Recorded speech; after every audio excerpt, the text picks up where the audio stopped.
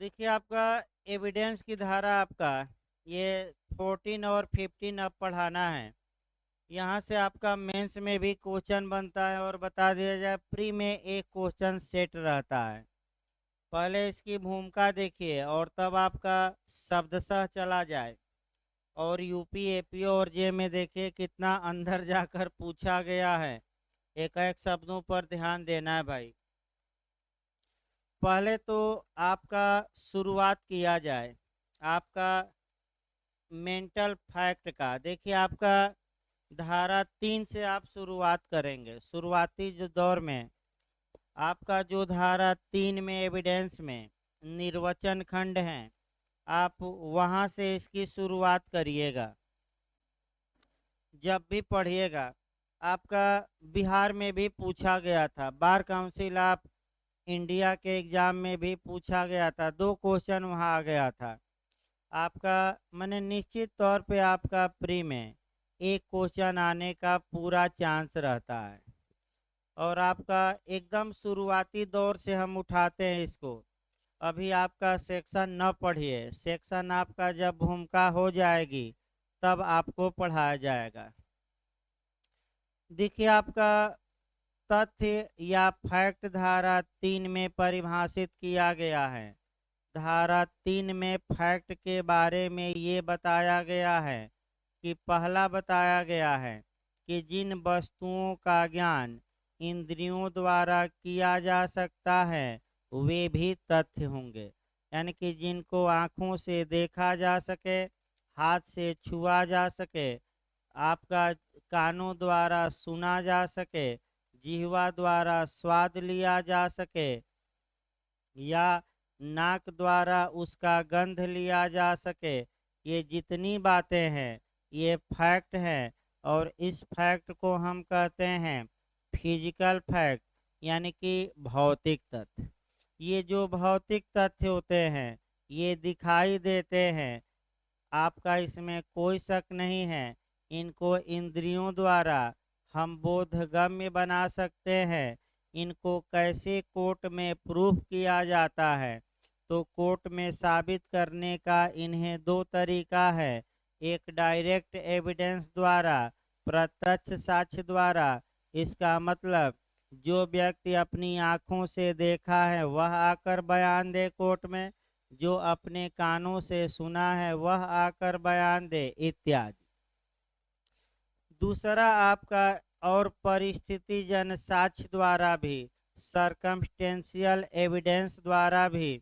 तो जो ये भौतिक तथ्य होते हैं या आपका फिजिकल फैक्ट होते हैं, इनको साबित करने के 2 तरीके हैं।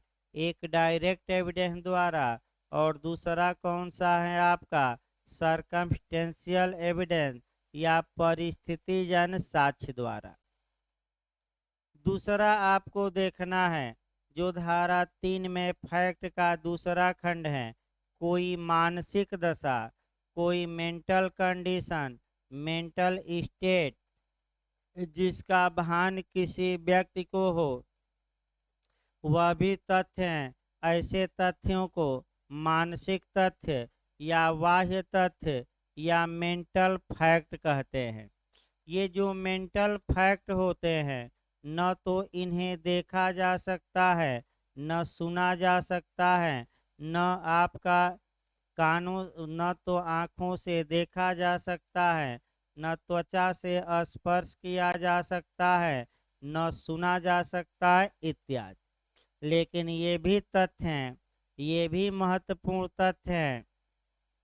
तो इन्हें कैसे साबित किया जाएगा, तो प्रत्यक्ष साक्ष्य द्वारा इन्हें साबित करना मुश्किल है, क्योंकि मेंटल फैक्ट को तो देखा ही नहीं जा सकता, सुना ही नहीं जा सकता। तो इन्हें कैसे साबित किया जाता है, सरकमस्टेंशियल एविडेंस द्वारा, परिस्थितिजन्य साक्ष्य द्वारा। यानी कि व्यक्ति के हाव भाव, चाल चलन, रहन सहन और कंडक्ट के आधार पर इनको साबित किया जाता है। और ये जो मेंटल फैक्ट हैं चूँकि ये महत्वपूर्ण होते हैं, अतः ऐसी दशा में धारा 14 और 15 दोनों में इन मानसिक तथ्यों को साक्ष्य में सुसंगत बनाया गया है।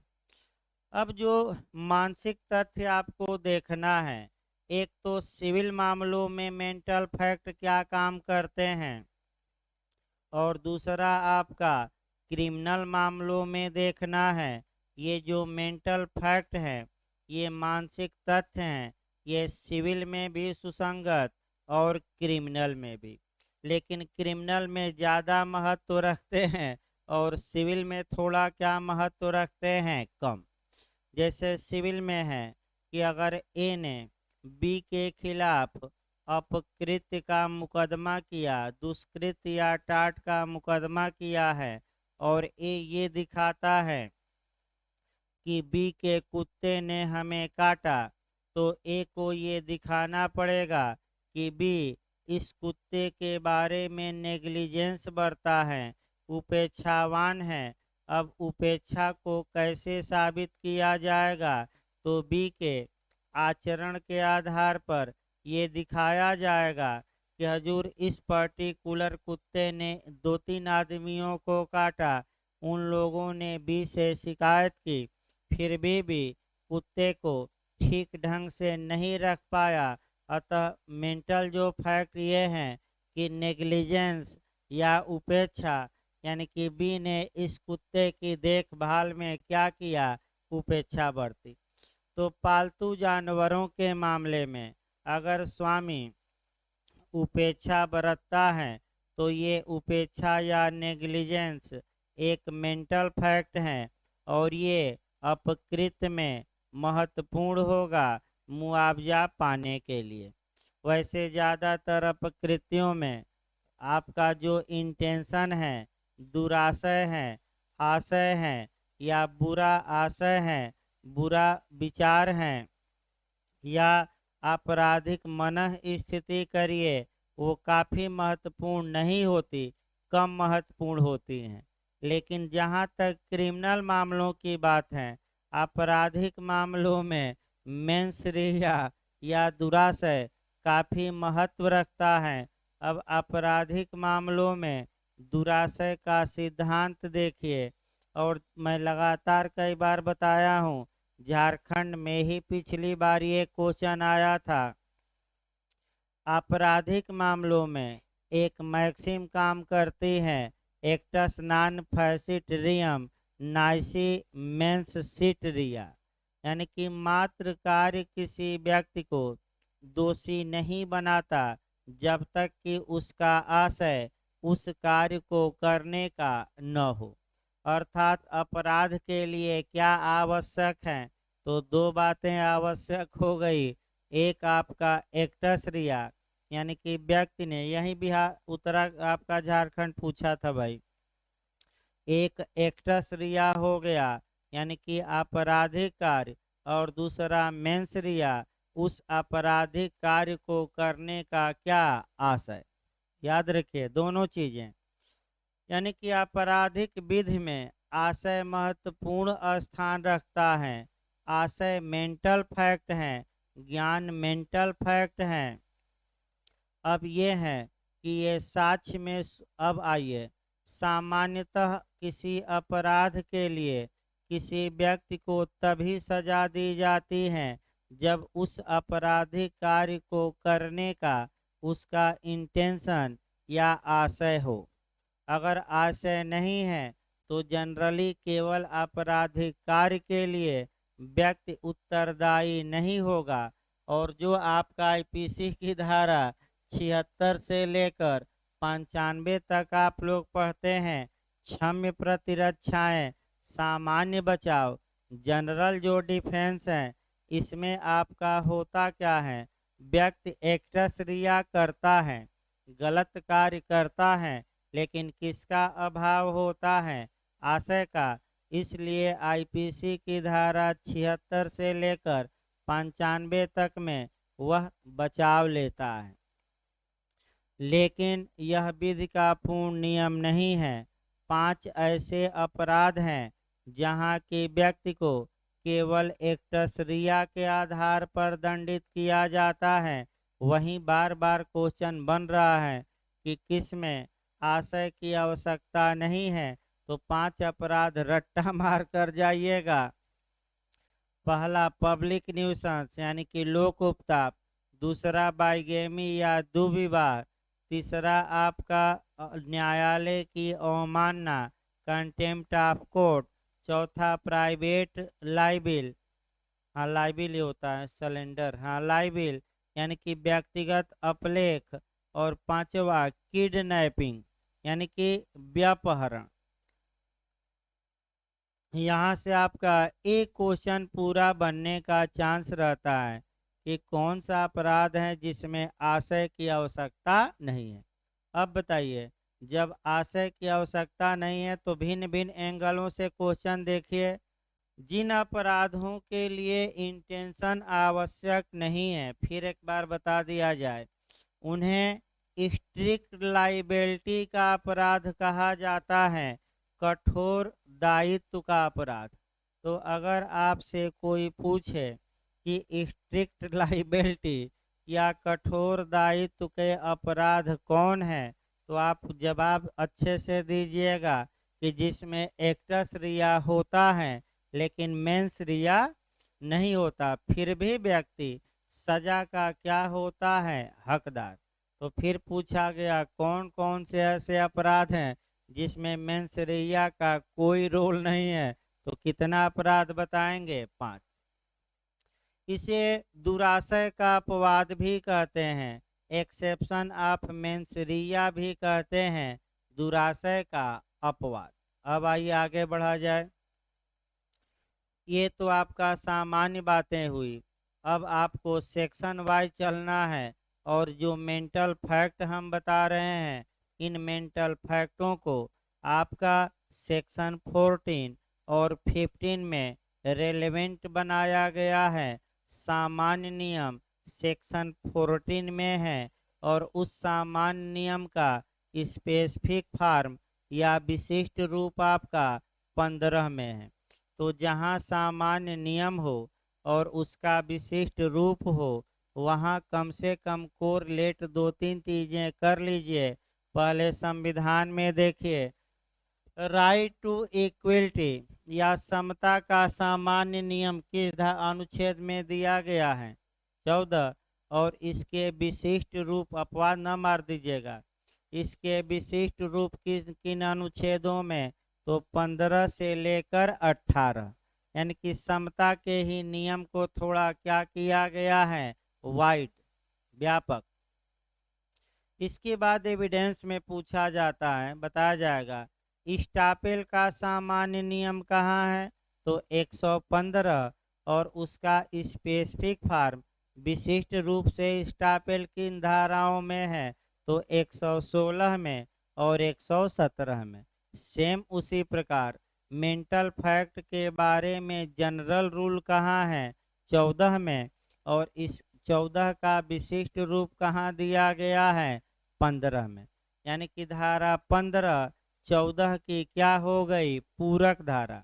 ये भी याद रखें, 14 की सप्लीमेंट्री सेक्शन कौन हो गया, 15।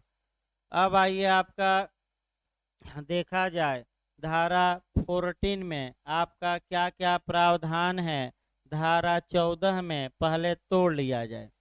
3 बातें सुसंगत हैं। 3 बातें सुसंगत होने के बाद हम बताएंगे 2 स्पष्टीकरण हैं, तो ये भी काफी महत्वपूर्ण है, और 16 दृष्टांत हैं। यानी कि आपका कितने उदाहरण दिए गए हैं, 16। तो तुरंत आप दिमाग लगाएंगे कि और कौन सा ऐसा माने कानून है जहाँ की इतने ही दृष्टांत दिए गए हैं, तो वह आईपीसी की धारा 378। चोरी को समझाने के लिए कितने उदाहरण 378 आईपीसी में दिए गए हैं, 16, जिसमें 10 में चोरी के आवश्यक तत्व मिलते हैं और 6 में क्या होते हैं, नहीं मिलते। एपीओ इंटरव्यू में भी पूछा गया है। फिर एक बार कवर करिए भाई, आपका भूमिका से कवर किया जाए। धारा 14 में 3 मेंटल फैक्ट रेलेवेंट हैं। इसको और अच्छे से समझाने के लिए 2 स्पष्टीकरण या दो व्याख्याएं दी गई हैं और इसको और अच्छे से समझाने के लिए कुछ उदाहरण, कुछ नज़ीर, कुछ एलेस्टेशन, कुछ दृष्टांत दिए गए हैं। तो टोटल दृष्टांत कितने हैं? 16। ये रट कर जाइए। अब कौन कौन सी चीज़ें मेंटल फैक्ट में सुसंगत बनाई गई हैं? तो पहले स्टेट ऑफ माइंड यानी कि मन की दशा। इसके बाद आपका मन की दशा के बाद आपका शरीर की दशा यानी कि स्टेट ऑफ बॉडी, यानी कि किसकी दशा? शरीर की। उसके बाद फीलिंग ऑफ बॉडी यानी कि शारीरिक संवेदनाएं, यानी कि शरीर की क्या? संवेदना। अब तीनों को हम समझाएंगे पहले एक एक। इसके बाद अब पहले तोड़ लिया जाता है बेरेक। इसके बाद दो एक्सप्लेनेशन दिया गया है। जो पहला स्पष्टीकरण होगा ये मन की दशा के एरिया को नैरो करेगा, सीमित करेगा। यानी कि मन की दशा के क्षेत्र को सीमित करने वाला स्पष्टीकरण कौन हम बताएंगे? आपका 1, जिसमें स्पष्ट बताया जाएगा कि इस धारा के तहत जो स्टेट ऑफ माइंड होगा वह सामान्य न होकर कैसा होना चाहिए? विशिष्ट। और एक्सप्लेनेशन नंबर 2 से पिछली बार बिहार एपीओ में ही बना था कि प्रायर कन्विक्शन या पूर्व दोष सिद्धि आपका धारा 14 के किस स्पष्टीकरण में दिया गया है? 1, 2, 3 इनमें से कोई नहीं। तो किस स्पष्टीकरण में दिया गया है? 2। कुछ लोग मार कर आ गए थे 3। तो जब 2 ही स्पष्टीकरण है तो तीसरा कहाँ से आप उत्पन्न कर दिए जबरदस्ती? तो आपका फिर एक बार देखिए, पहला स्पष्टीकरण पर कल उदाहरण बताया गया था, मन की दशा को क्या करता है? सीमित। और दूसरा स्पष्टीकरण पूर्व दोष सिद्धि। तो जहाँ जहाँ प्रायर कन्विक्शन होगा, चाहे आपका आईपीसी, सीआरपीसी, एविडेंस और पुलिस एक्ट में, वहाँ एकत्र करवाया जाता है और एक क्वेश्चन आपका वहाँ से बनेगा। इसके बाद आपका 16 दृष्टांत दिए गए हैं। अब आइए, अब मन की दशा। अब आप लोग बताइए, पहले मन की दशा को उठाया जाए। जो स्टेट ऑफ माइंड होता है, मन की जो दशा होती है, अब आपका बेयर एक्ट से शुरू करना है और वहीं से पॉइंटों को हम पकड़ेंगे और वहीं से आपका एक एक शब्दों को पहले आपका निकाला जाए। देखिए प्री में कैसे बना है भाई, थोड़ा सतर्क आपको रहना पड़ेगा। देखिए आप बेयर एक्ट की भाषा तब आपका एक एक शब्दों को अलग किया जाए और इसमें 2-3 टेक्निकल बातें भी आपको मिलेंगी।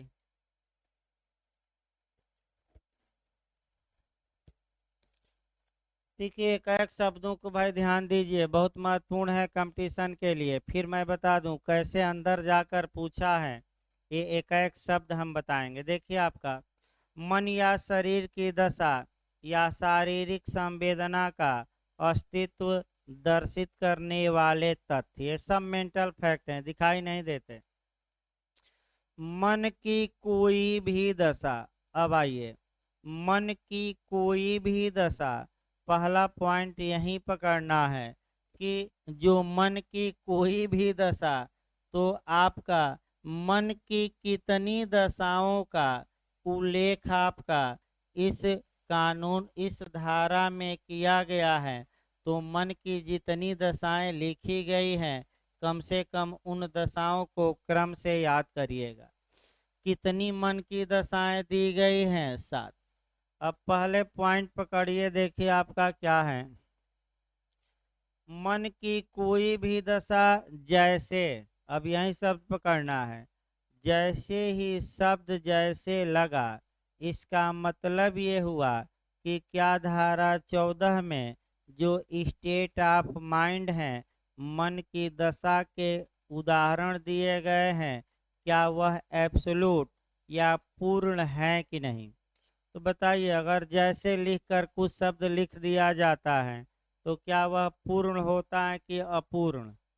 अपूर्ण। तो फिर को पहला क्वेश्चन टेक्निकल, कि क्या मन की सभी दशाओं की लिस्ट धारा 14 में दी गई है? नहीं। मन की कितनी दशाओं की लिस्ट दी गई है? केवल 7। इसके अलावा क्या मन की दशाएं हो सकती हैं कि नहीं? हो सकती हैं। तो आपका अब क्रम वाइज पहले सातों लिखा जाए और सातों को समझाया जाए। देखिए आपका क्रम वाइज जैसे, फिर हम बता दें, जैसे का मतलब ही यही हुआ कि मन की दशा के बारे में यह जो लिस्ट हम बताएंगे ये एब्सोल्यूट नहीं है, और भी मन की दशाएं हो सकती हैं, और दो तीन हम अपने मन से मन की दशाएं बताएंगे आपको, और भी हो सकती हैं। तो भाई क्रम से यहाँ पूछा जाता है। अब पहला शब्द आप लोग खुद याद करिए।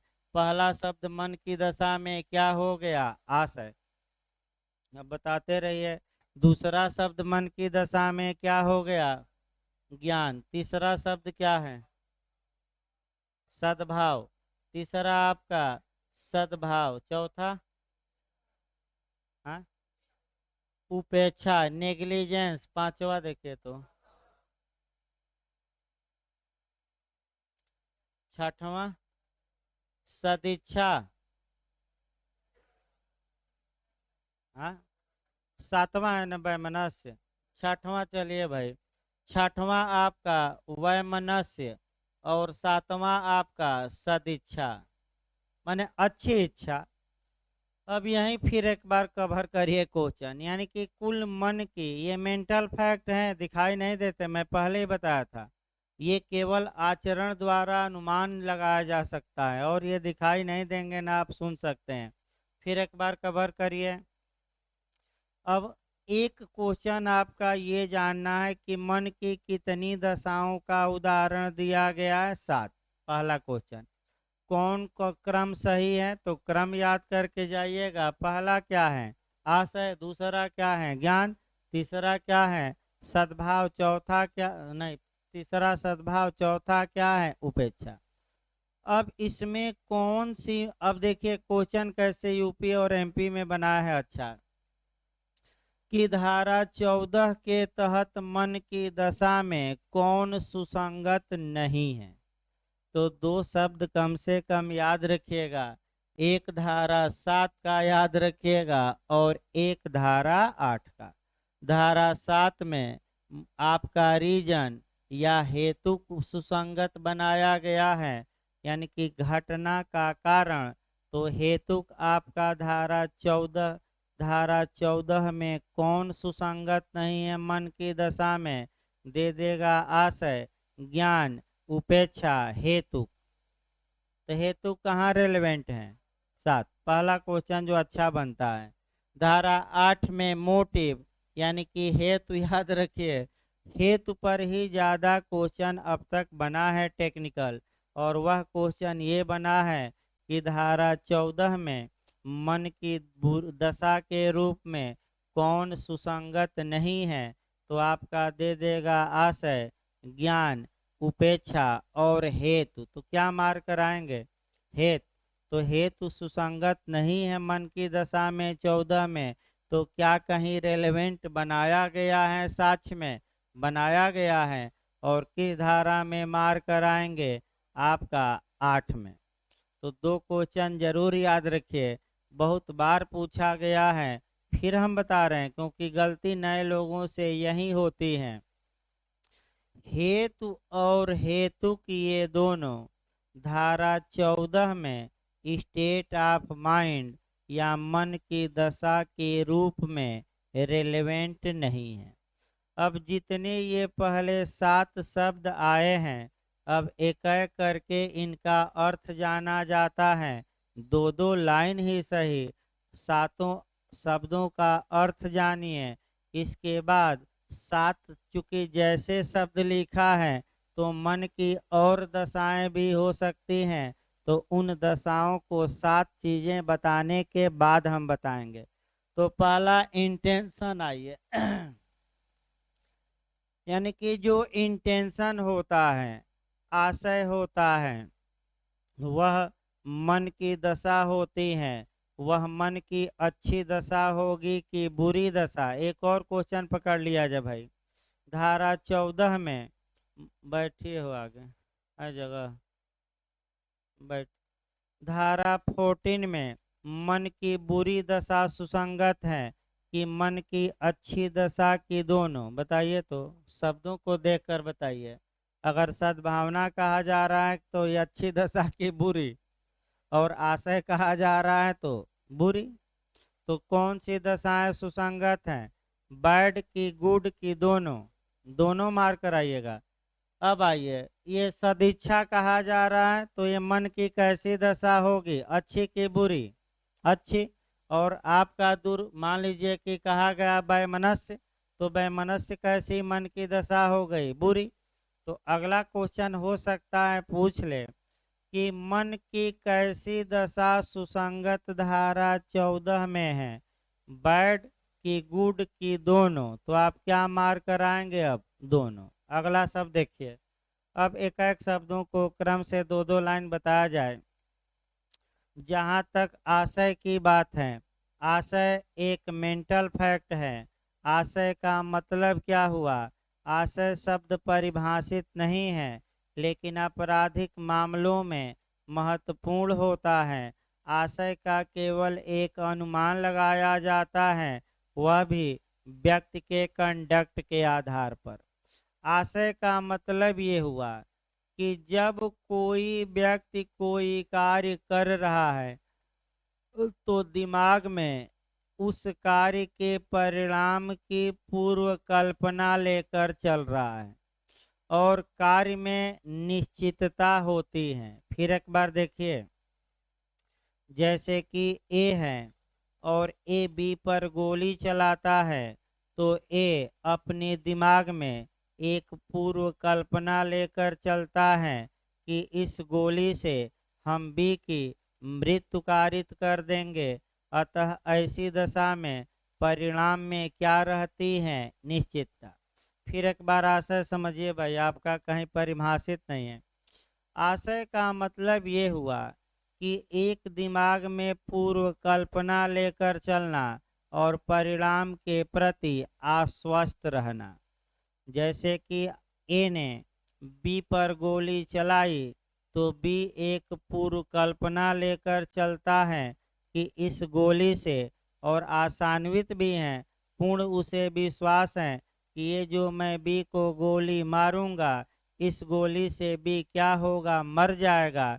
तो अगर परिणाम के बारे में पूर्ण आश्वस्त हैं ए, तो हम कहेंगे कि ए ने आपका इरादे से कार्य किया है, यानी कि ए ने बी को जान से मारने का ए का क्या था? इरादा।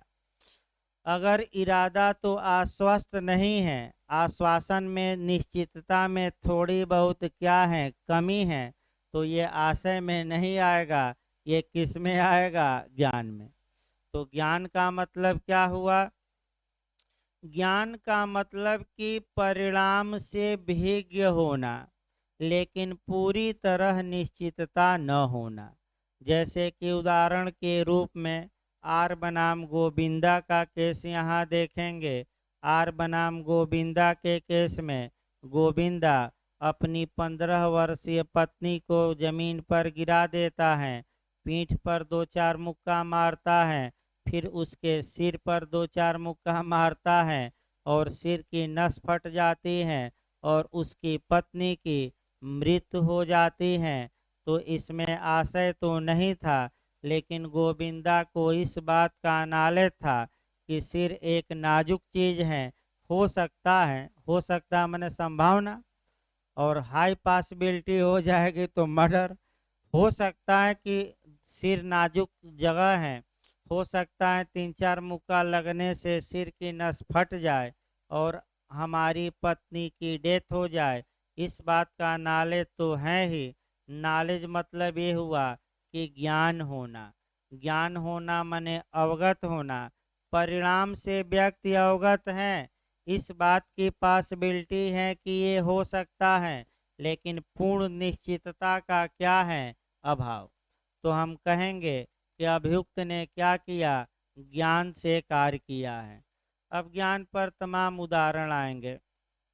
आशय और ज्ञान के मामलों में आपका 299 और 300 को भी कवर करना है।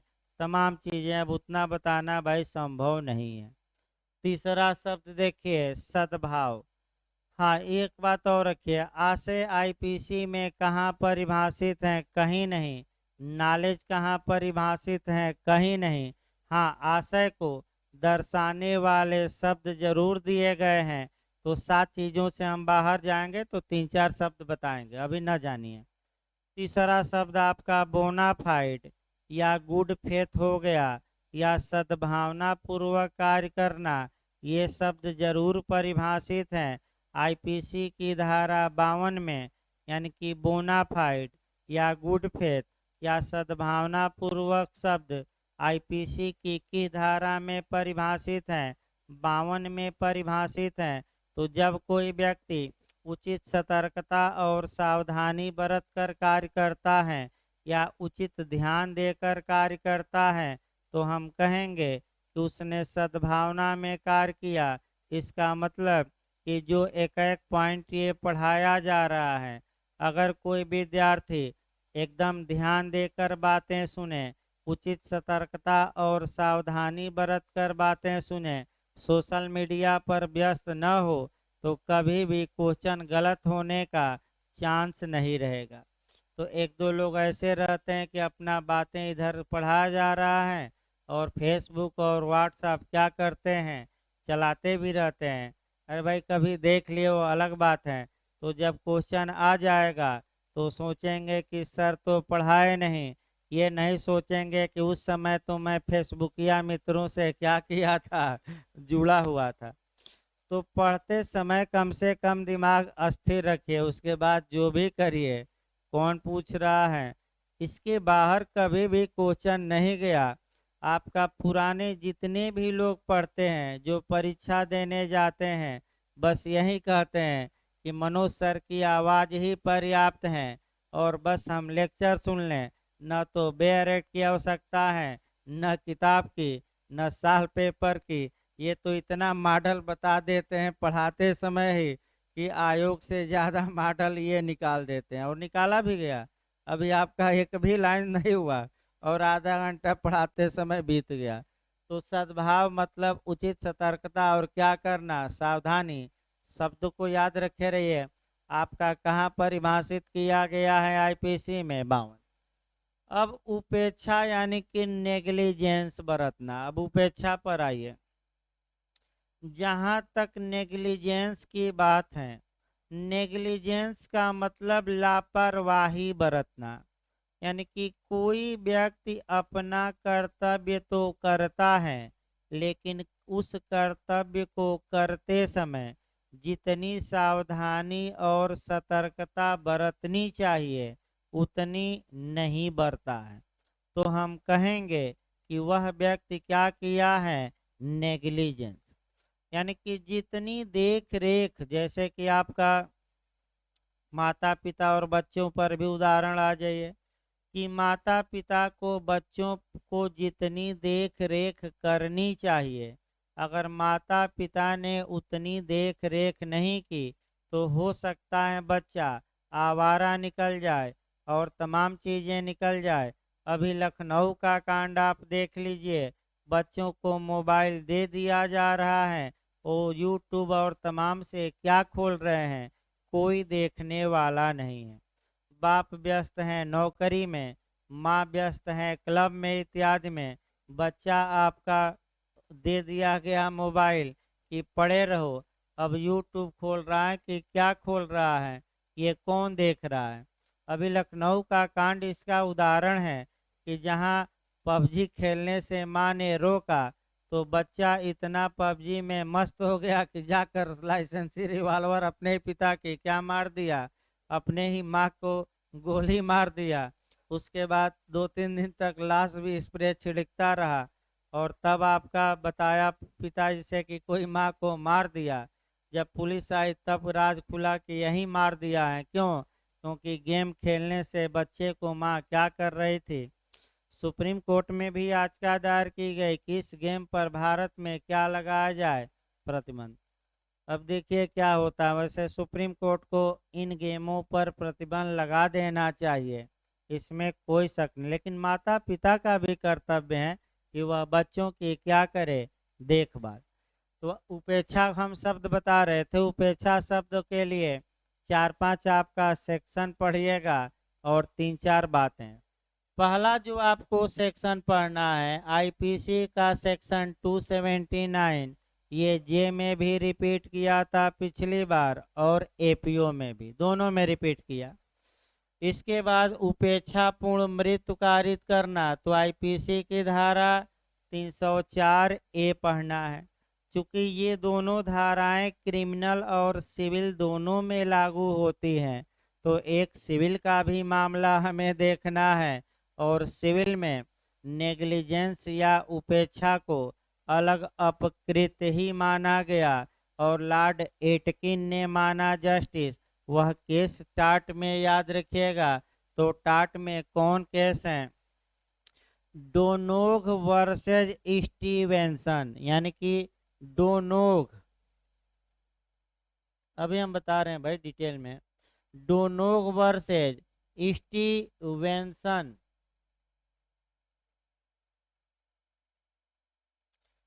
डोनोग का केस है, डोनोग बनाम स्टीवेंसन का केस है आपका। इसमें लॉर्ड जस्टिस एटकिन थे। बिहार में तो कई बार पूछा गया है कि आपका पड़ोसी या नेबर की परिभाषा किस जज ने दिया था, तो लॉर्ड एटकिन ने, पूछा गया बिहार में। फिर किस केस में दिया, तो डोनोग के केस में दिया।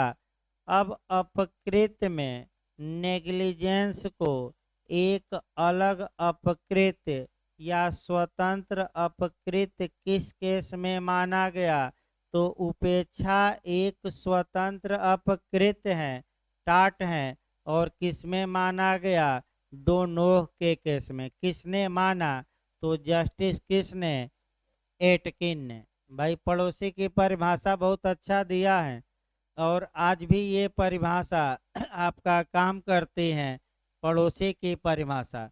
तो चूंकि धारा 14 सिविल क्रिमिनल दोनों में है, तो दोनों का उदाहरण उपेक्षा पर बताया जाए।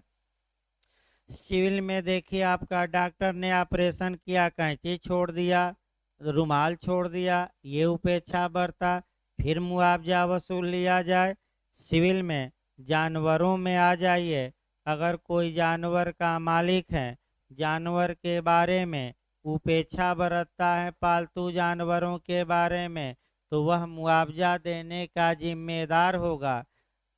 जैसे कि एक कुत्ता रखा है, वह कुत्ता बी को भी काटा, फिर वही कुत्ता सी को काटा, वही कुत्ता डी को काटा, तो क्या ए कुत्ते के प्रति उपेक्षा के लिए जिम्मेदार होगा कि नहीं होगा? और ये तो उदाहरण भी जो 16 दृष्टांत हम बताएंगे उसमें भी उदाहरण आएगा, कुत्ता कुत्ता कुत्ता, तो फिर जोड़ा जाएगा आपका। आगे देखिए, ये तो हमने अपकृत में बताया। तो उपेक्षा दो प्रकार की होती है, एक नेग्लिजेंस बरतना स्वयं अपकृत है, और दूसरा किसी कार्य को करते समय लापरवाही बरतना भी अपकृत है।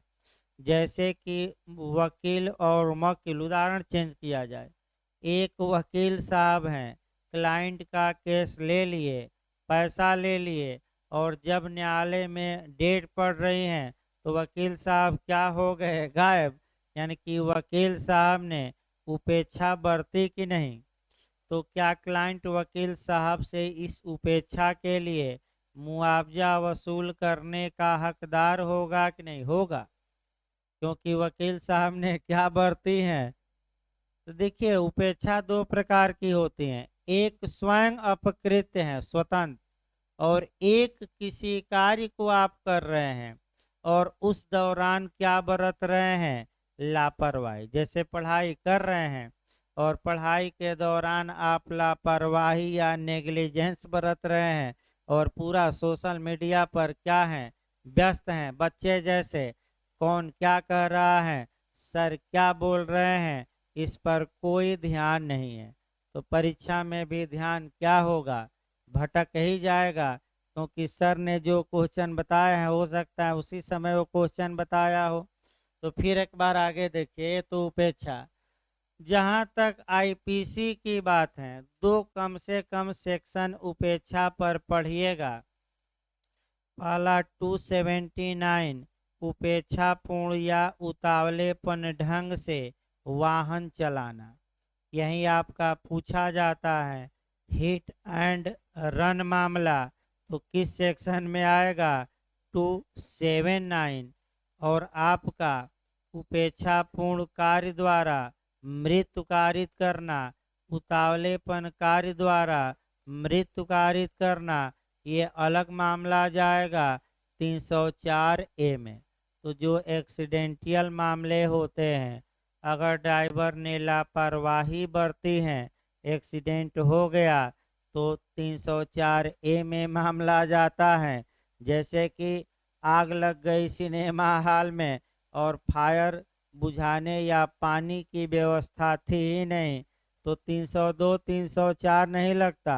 उपेक्षापूर्ण क्या करना, मृत्यु कारित करना, कौन सी धारा, 304 है। तो उपेक्षा हो गया। अब उतावलापन उतावलापन भी एक मन की दशा है, और ये मन की दशा सुसंगत है। अगर कोई व्यक्ति उतावलेपन से, उतावलेपन मतलब बहुत जल्दीबाजी में, तेजी से, यानी कि आपका उतावलेपन का मतलब आपका बहुत जल्दीबाजी है या बहुत तेजी है। जैसे वाहन है, आप उतावलेपन से चलाइए, अब पहुंचना है जल्दी इस पार्क में, हाथी पार्क में, चलो इतना तेज चलाएं कि दो चार लोगों को क्या कर दें, ठोक दें। तो ऐसी दशा में आपका उतावलेपन से, उत्तेजित होकर भी हम कह सकते हैं, आसान भाषा में उत्तेजित होकर भी कह सकते हैं कि वाहन चलाना, या स्टंटबाजी भी कह सकते हैं। वाहन चला रहे हैं और खूब वाहन को पूरा सड़क पर क्या कर रहे हैं, नचा रहे हैं कि लोग आसपास के क्या हो जाएं, डर जाएं। तो आपका नैनी पुल पर लोग जाते हैं, वहाँ भी स्टंटबाजी करते हैं। तो उतावलेपन से अगर वाहन चलाने में दुर्घटना कारित हो जा, अगर उतावलेपन से कोई व्यक्ति वाहन रोड पर सार्वजनिक चलाता है, तो इसके लिए भी आईपीसी की धारा 279 में ही मामला जाएगा। और उतावलेपन से वाहन चलाकर किसी की मृत्यु कारित कर देते हैं, तो ये 304 ए में मामला जाएगा आईपीसी के। यानी कि नेग्लिजेंस यानी कि उपेक्षा और उतावलापन, ये दोनों शब्दों के लिए आपका 279 आईपीसी और 304 ए पढ़ना है। अब अगला आइए, वैमनस्य रखता था। वैमनस्य मतलब दुर्भावना, यानी कि ए बी के प्रति पहले से ही क्या रखता था मन में, दुर्भावना। तो बताइए ये सुसंगत होगा कि विसंगत, और ये कौन सी दशा है, मन की दशा, बुरी दशा में आएगी कि अच्छी दशा, बुरी दशा। और सदिच्छा यानी कि अच्छे विचार रखता था, बुरे विचार पहले से नहीं थे, तो अच्छा विचार रखना ये भी मन की दशा है। तो ये भी सुसंगत होगा कि विसंगत, सुसंगत। तो कितनी मन की दशाएं सुसंगत हो गई, 7। क्योंकि शब्द जैसे लिखा है तो फिर कवर करिए, ये जो 7 दशाएं हैं ये पूर्ण नहीं है, और कुछ दशाएं हो सकती हैं जो मन की दशा हो। तो आप लोग भी दो चार बताइए, तो कि कुछ तो मन की दशा बताइए जो इस लिस्ट में न हो, लेकिन वह मन की दशा है। तो कौन कौन दशाएं छूटी हैं उसको जोड़िए, दो तीन कम से कम। बेईमानी क्या बेईमानी शब्द इस लिस्ट में है? लेकिन डिसऑनेस्टली भी क्या है, मन की दशा है। तो फिर एक बार बताइए, बेईमानी शब्द को, अब यहाँ से भी क्वेश्चन पिछली बार बना है, बेईमानी शब्द को आईपीसी में कहाँ परिभाषित किया गया है, 24 में। बेईमानी का मतलब होता है wrongful gain और wrongful loss, यानी कि गलत तरीके से लाभ प्राप्त करना या गलत तरीके से हानि उठाना, यानी कि दोषपूर्ण लाभ या दोषपूर्ण हानि, यानी कि लीगल भाषा में जो बैरक में लिखा है सदोष लाभ या सदोष हानि। तो एमपी का क्वेश्चन है कि बेईमानी का मतलब क्या हुआ, सदोष लाभ, सदोष हानि, सदोष लाभ और सदोष हानि, और सदोष लाभ या सदोष हानि। तो क्या शब्द है या, कौन सा शब्द है? क्या बेईमानी के लिए एक पक्षकार को लाभ हो और दूसरे पक्षकार को नुकसान हो, क्या ये आवश्यक है? नहीं। क्यों? क्योंकि बीच में शब्द क्या लिखा है, या का मतलब कि दोनों चीजें एक साथ होनी आवश्यक नहीं है। अगर एक भी चीज है तो डिसऑनेस्टली माना जाएगा। अब एक उदाहरण आपका पूछा जाता है, केन मेहरा का केस पूछा जाता है। मेहरा शब्द अलग न ले लीजिएगा क्योंकि कई लोगों का दिमाग सोशल मीडिया पर रहता है, तो मेहरा समझ रहे हैं कि नहीं किसको कहा जाता है? तो केन मेहरा नाम है, मेहरा मतलब बीबी का गुलाम ना है तो मैं बता दे रहा हूँ, जो पत्नी का गुलाम होता है, पत्नी कहेगी कि खड़ा हो जाओ तो क्या करेगा? खड़ा होगा। पत्नी कहेगी कि कोचिंग जाओ तो क्या होगा? कोचिंग जाएगा। पत्नी कहेगी कि घास छीलो तो क्या करेगा? घास छीलेगा। अब पत्नी कह देगी कि पढ़ाई करो तो क्या करेगा? तो भाई आपका उल्टा न अर्थ लगाया जाए, उदाहरण को उदाहरण के रूप में लिया जाए, अन्यथा इसको दिल पर भाई कोई न ले। फिर बताया जा रहा है ये उदाहरण तो केन केन मेहरा जाति होती है भाई। मेहरा आपका देखिए, आपका फिर एक बार ये केस कई बार पूछा है। केन मेहरा पर आरोप था कि उसने भारत सरकार की जहाज को भारत सरकार की सम्मति के बिना पाकिस्तान ले गया चोरी करके। पाकिस्तानी सरकार ने जहाज को जब्त किया और केन मेहरा को भारत को लौटा दिया। ऐसी दशा में भारत में केन मेहरा पर सरकार की जहाज चोरी का आरोप लगा। बस वहीं बेईमानी शब्द पर अड़ गया मामला। केन मेहरा के वकील कह रहे थे कि हजूर बेईमानी के लिए आवश्यक है कि अभियुक्त को कुछ लाभ हो और सरकार को कुछ हानि हो, जबकि सरकारी वकील कह रहे थे कि हजूर बीच में या लिखा गया है, इसका मतलब अगर चोर को कुछ लाभ हो सरकार को कोई हानि न हो तब भी बेईमानी, और सरकार को नुकसान हुआ हो चोर को एक पाई फायदा न हुआ हो तब भी नुकसानी, माने तब भी बेईमानी। तो सरकार को नुकसान हुआ जहाज का, चोर को कोई फायदा नहीं हुआ, तो सरकार को गलत तरीके से नुकसान पहुंचाया गया, अतः यह डिसऑनेस्टली माना जाएगा और केन मेहरा ने जहाज की चोरी की। तो सरकारी वकील का तर्क कोर्ट ने स्वीकार करते हुए केन मेहरा को चोरी के लिए सजा दी। तो दोनों आवश्यक नहीं है, केवल कितना आवश्यक है? एक। पिछली बार यूपीएपीओ में क्वेश्चन जे में भी बना था, यूपीएपीओ में भी ध्यान में रखिएगा इस अगला पॉइंट को। अगर संपत्ति हटाते समय इंटेंशन या इरादा बेईमानी का था और वह संपत्ति किसी के कब्जे में थी, भाई कब्जे में भी थी, तो ये चोरी का अपराध होगा। और अगर संपत्ति किसी के कब्जे में थी और हटाते समय इरादा बेईमानी का नहीं था, बाद में या पश्चातवर्ती इरादा बेईमानी का हो गया, जो जे में क्वेश्चन आया था, तो ये चोरी नहीं होगी, आपराधिक दुर्विनियोग होगा। अब आइए एक चप्पल वाला उदाहरण देखा जाए।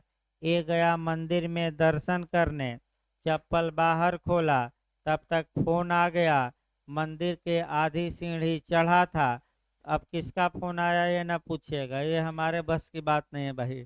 घर से आया कि द्वार से आया कि किसका आया, कि मित्र का आ गया कि मित्री का आ गया, उससे भाई हमें कोई मतलब नहीं है, उदाहरण से मतलब है। तो आपका तुरंत आधा सीढ़ी चढ़ा था भागा, और देखा आओ देखा न ताव, और दूसरे का चप्पल पहन कर चला गया घर। जब घर गया तब उसे पता लगा कि ये तो हम किसका चप्पल पहन कर आ गए, दूसरे का। और तब उसके मन में ये जगह बेईमानी कि हमारा टूटा चप्पल था, ये नया है, वापस नहीं करेंगे। तो बताइए, चोरी किया कि आपराधिक दुर्विनियोग? क्योंकि चप्पल हटाते समय आशय बेईमानी का, और वहीं अगर चप्पल देख कर के ये नया चप्पल है पहन ले और चंपत हो जाए तब तो भाई चोरी किया। तो किसमें तात्कालिक आशय बेईमानी का होता है, चोरी, और किसमें पश्चातवर्ती आशय बेईमानी का, आपराधिक दुर्विनियोग। तो बेईमानी शब्द भी, अब अगला शब्द आइए जो लिस्ट में न दिया गया हो। धारा 25 में कपट पूर्वक। कपट पूर्वक ये जो शब्द हैं ये भी मेंटल फैक्ट हैं, ये मन की दशा है, लेकिन धारा 14 के लिस्ट में नहीं दिया गया है। लेकिन चूंकि शब्द जैसे लिखा है तो जैसे का मतलब कि साथ के बाद भी और भी ऐसी चीजें हैं जो मेंटल फैक्ट में क्या होंगी, शामिल। तो कपट पूर्वक शब्द भी मेंटल फैक्ट हैं। कहाँ परिभाषित है, आईपीसी में आपका 25 में। और कपट पूर्वक कल भी बताया गया परसों कॉन्ट्रैक्ट में कि कपट पूर्वक का मतलब क्या होता है, प्रवंचना देने, अर्थात धोखा देने के इरादे से किया गया कार्य। कॉन्ट्रैक्ट में भी बताया गया, आज भी बताया जाएगा कि अगर धोखा देने का इरादा था तो कपट, और इरादा नहीं था धोखा हो गया तो धारा 18 कॉन्टेक्ट में क्या होगा, मिथ्या व्यपदेशन। तो अब आइए स्वेच्छा, अगला शब्द देखा जाए, स्वेच्छा। तो स्वेच्छा शब्द को आईपीसी में कहाँ डिफाइन किया गया है, 39। ये भी स्टेट ऑफ माइंड है, भले धारा 14 में, मैंने ये लिस्ट में है कि नहीं, नहीं है। अब आइए स्पष्टीकरण, तुरंत जैसे ही मन की दशा पढ़िए, शारीरिक संवेदना और शरीर की दशा भी नहीं पढ़ना है, पूरा मन की दशा के बारे में जितनी प्रावधान है ये पूरे क्या कर डालने हैं एक बार में, तैयार। मन की दशा को और क्लियर करने के लिए आपका दो एक्सप्लेशन दिए गए हैं। ये न तो शारीरिक संवेदना पर आधारित हैं, न ही शरीर की दशा पर, बल्कि दोनों स्पष्टीकरण धारा 14 के किसको कवर करते हैं, मन की दशा। आपका स्पष्टीकरण 1 बताता है कि मन की दशा जनरल न होकर स्पेसिफिक होनी चाहिए, और एक्सप्लेनेशन 2 बताता है कि मन की बैड कंडीशन, मन की मने बुरी दशा के रूप में पूर्व दोष सिद्धि भी साक्ष्य में क्या होगी, सुसंगत। तो स्पष्टीकरण 1 निकाल लीजिए और देखिए एक्सप्लेनेशन नंबर 1 क्या कहता है, अच्छे से जानिए और 4 उदाहरण कम से कम इस पर पढ़िएगा। जो तथ्य इस नाते सुसंगत हैं कि वह मन की सुसंगत दशा के अस्तित्व को दर्शित करता है, उससे यह दर्शित होना ही चाहिए कि मन की वह दशा साधारणतः यानी कि जनरली या सामान्यतः नहीं, अपितु यानी कि किंतु प्रश्नगत विशिष्ट विषय के बारे में अस्तित्व में है। तो बताइए मन की कैसी दशा को सुसंगत बनाया गया है, जनरल की स्पेसिफिक। स्पेसिफिक मन की कौन सी दशा विसंगत होगी, सामान्य, और कौन सी दशा सुसंगत होगी, विशिष्ट। मन की दशा के क्षेत्र को कौन सा स्पष्टीकरण सीमित करता है, 1। अब 3 उदाहरण लास्ट में बताया जाए, कल आपका वो तो उदाहरण अलग से आएगा तो फिर बताया जाएगा। वैसे मैं कल शुरुआती दौर में उदाहरण ये तीनों बताया था।